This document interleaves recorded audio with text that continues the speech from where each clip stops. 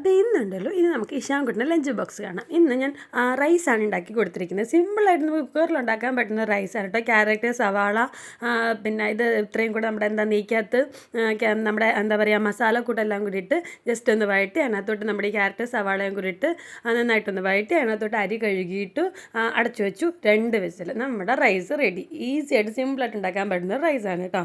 അതിൻ്റെ കൂട്ടത്തിൽ കഴിക്കാൻ കൊടുത്തിരിക്കുന്നത് ചിക്കൻ കറിയാണ്. ചിക്കൻ കറിയുടെ എല്ലില്ലാത്ത കൊച്ചു കൊച്ചു പീസും ഒക്കെ എടുത്ത് കൊടുക്കുന്നുണ്ട് കേട്ടോ. എല്ലുള്ള പീസ് കഴിക്കാൻ ഭയങ്കര ബുദ്ധിമുട്ടാണ്. അങ്ങനെ അതും കൊടുത്തിട്ടുണ്ട്. അപ്പോൾ ഇതാണ് ലഞ്ച് ബോക്സ്. ഇനി സ്നാക്സായിട്ട് ഞാൻ കൊടുക്കുന്നത് കപ്പ് കേക്ക് ഉണ്ടല്ലോ, കപ്പ് കേക്ക് ഒരെണ്ണം വെച്ച് കൊടുക്കുന്നുണ്ട്.